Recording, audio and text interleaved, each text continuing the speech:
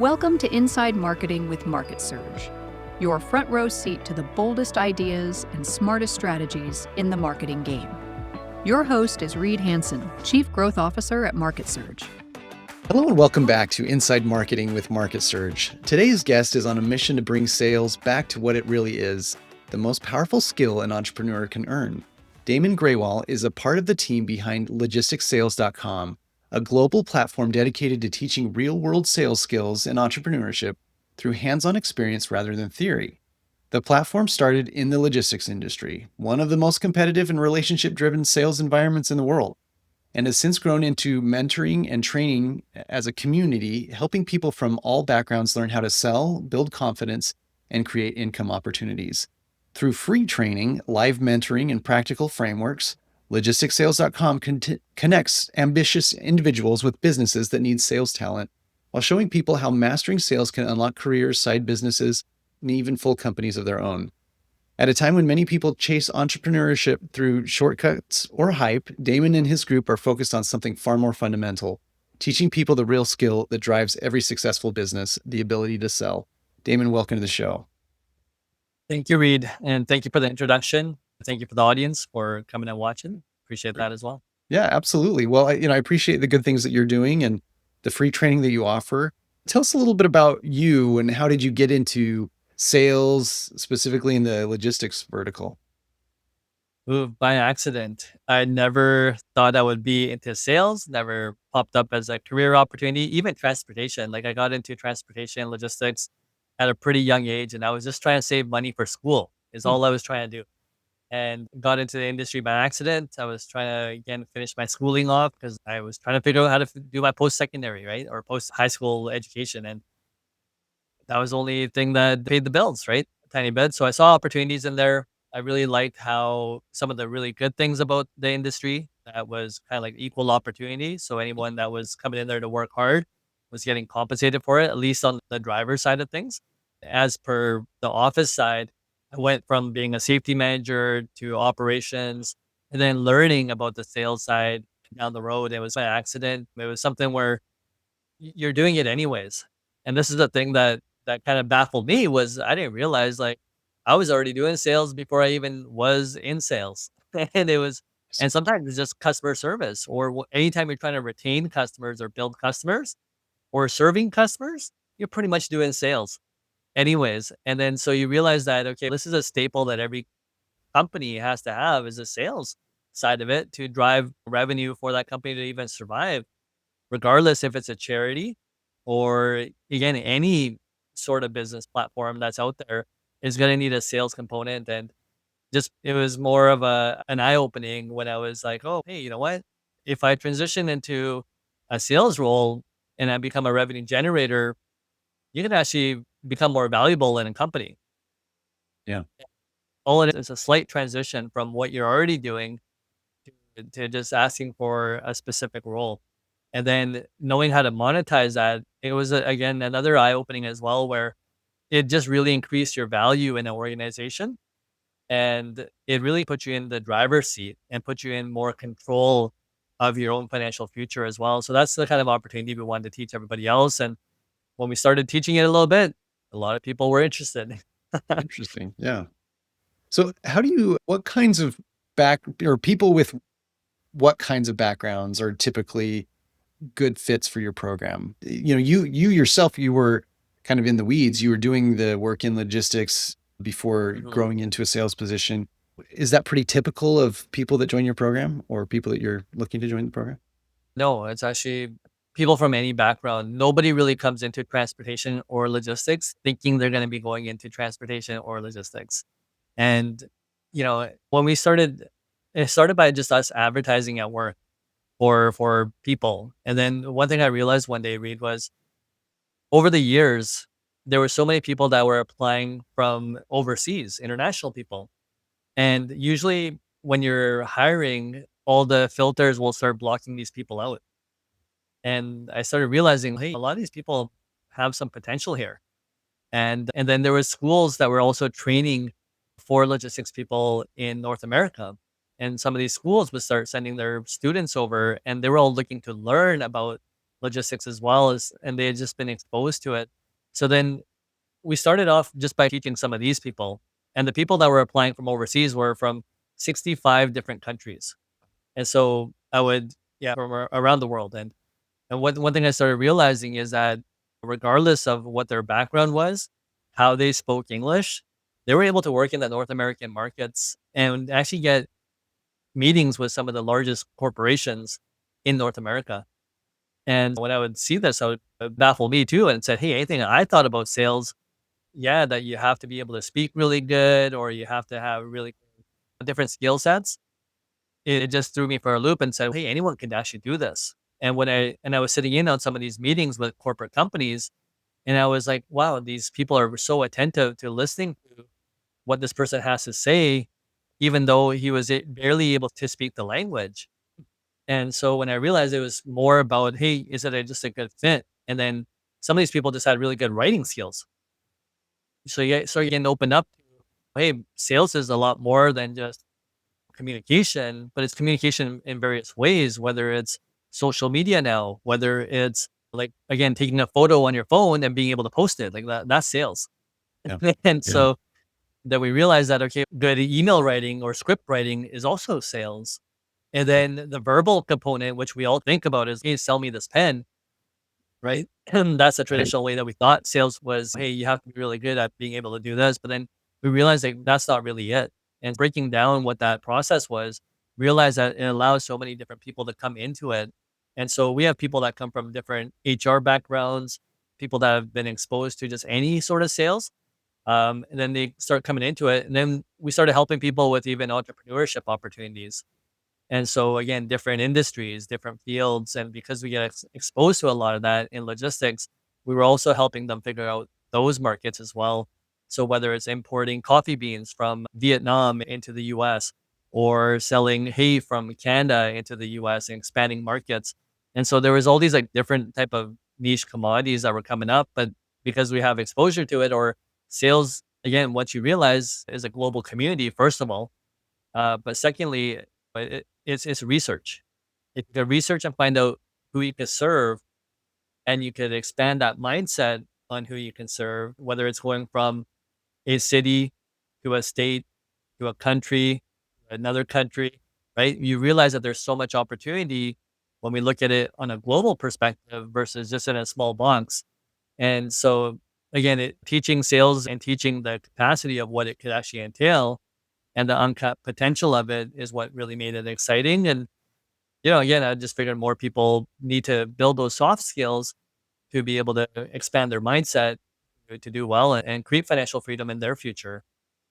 Wow, that's fantastic. So I want to build on that point a little bit. You raised entrepreneurship overall as a theme, and I know you have some experience with that. We kind of fancy ourselves as a marketing and entrepreneurship podcast, and you talk about sales being a fundamental skill of entrepreneurship. Do you think that this that fact, sales being so key to entrepreneurship, do you think that's widely understood or misunderstood by entrepreneurs you encounter?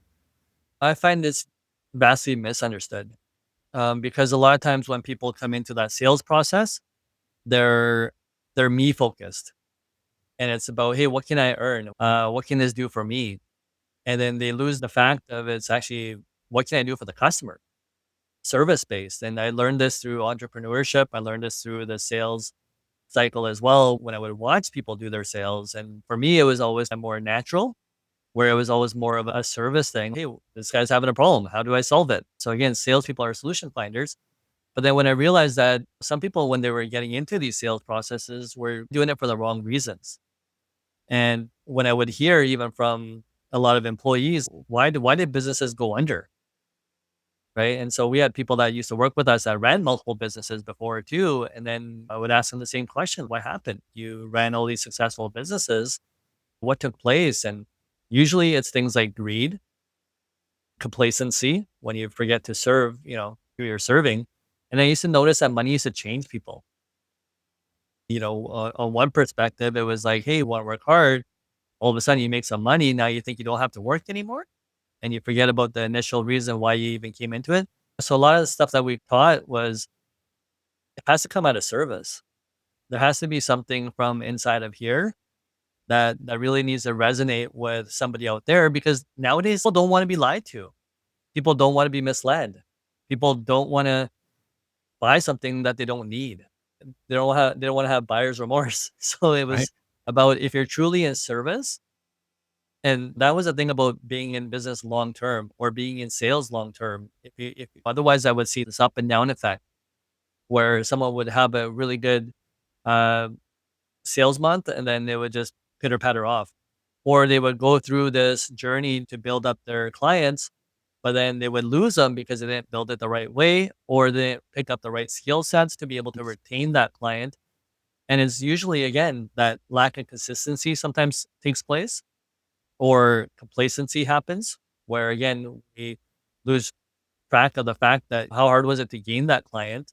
And then for us, it's like, okay, we move on to something else, or we get busy with something else, but we get distracted along that way, and we don't build the right processes in place to be able to sustain clientele. And so, again, there's a lot of things that we saw in the sales process. And for me, the important piece is saying, okay, how do we do it ethically? And how do we do it in a way, again, that comes from somewhere from inside, deeper inside? And if we truly do it in a way of serving, those are the type of people that I typically want to help. And again, that's why we created the platform as well, is because if people want to get one-on-one coaching time with me, I was like, sorry, I'm not going to teach it, because you're looking for 1 hour, you're looking for 2 hours, and you're probably looking to do something and miss a lot of the basic foundational steps. And so I wasn't interested in teaching people unethical ways to do business or doing it for self-driven purposes.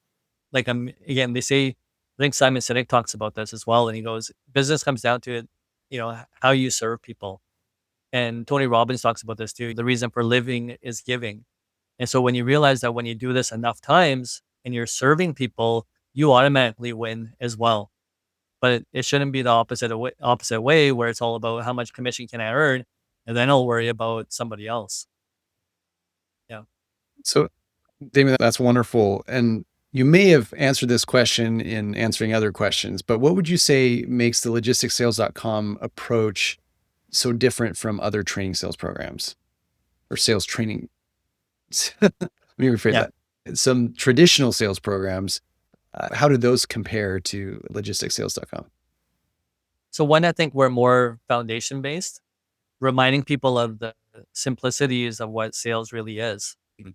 And again, it's the simple version of saying, hey, if I know how to communicate just a little bit, where I could say, get my friends to come out and play basketball with me or play sports with me, or the simple things. It's going back to that simplicity. Can I do customer service? Am I doing customer service anywhere? And exposing people first to like just some of these opportunities and showing people that they actually have skill sets. So in the past 25 years that I've been teaching sales, the main thing that I've been trying to do is take off people's blocks, because a lot of people just have blocks. They try to become somebody else when they're in a sales position.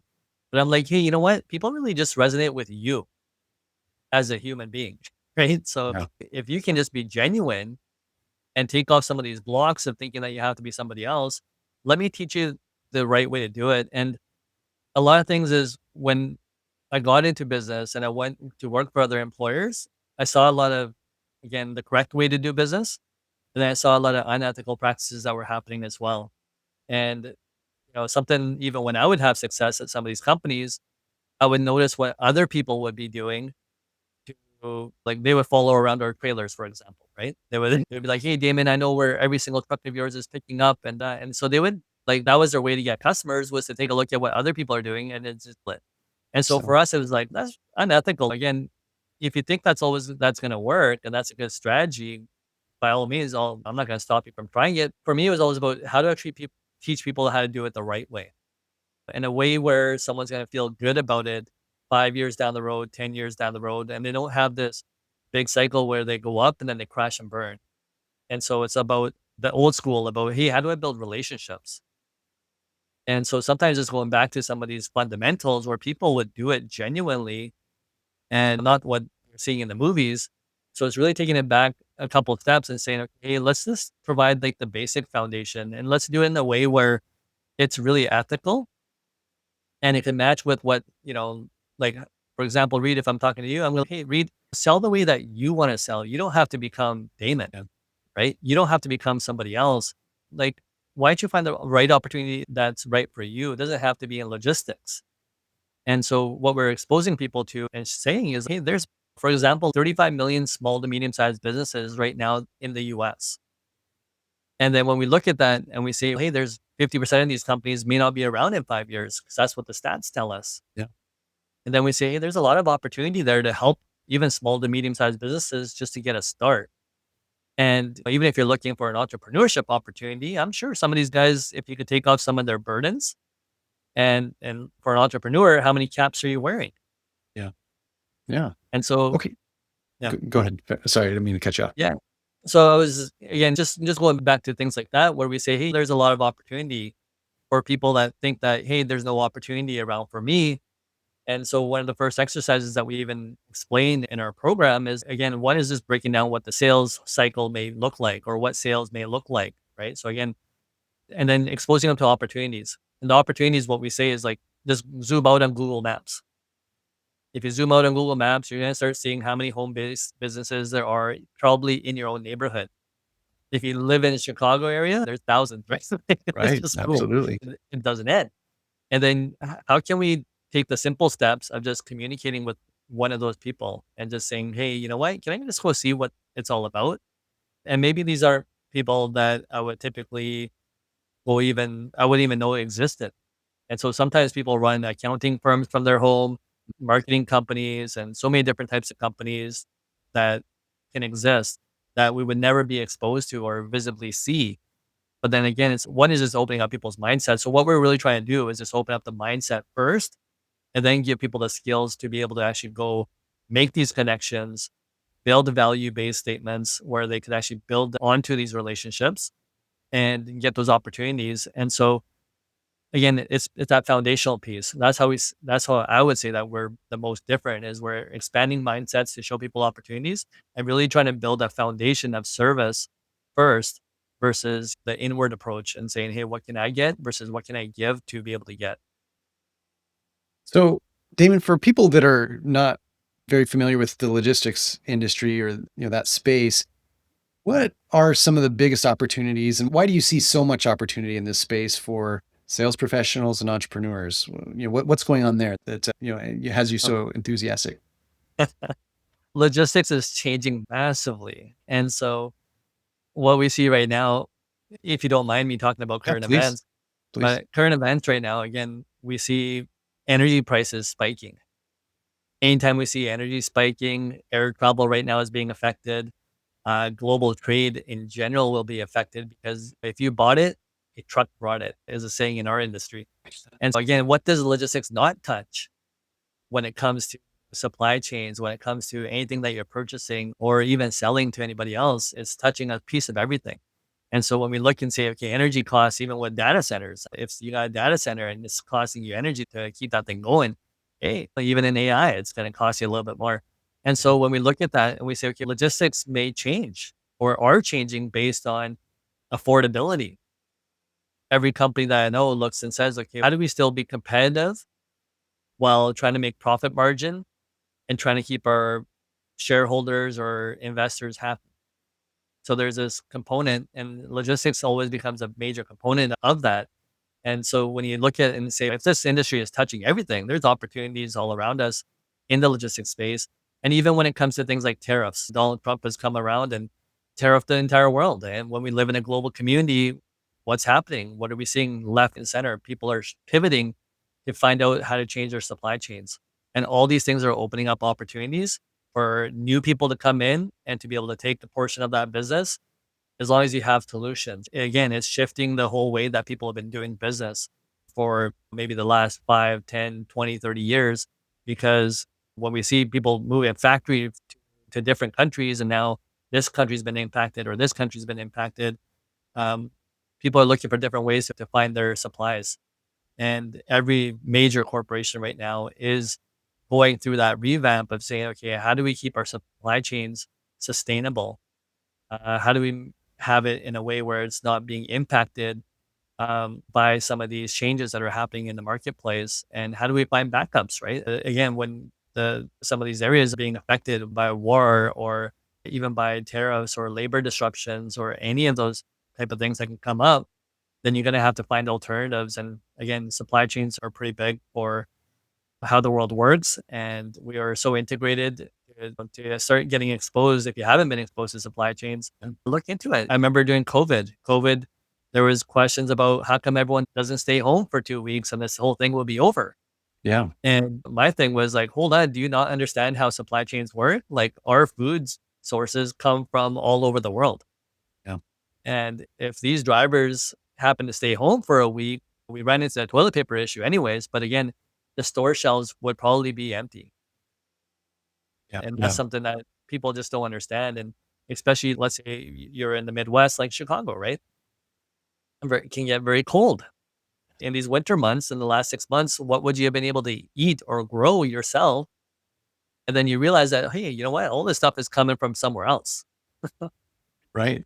Right. Yeah. No fruit, no vegetables without logistics. Absolutely.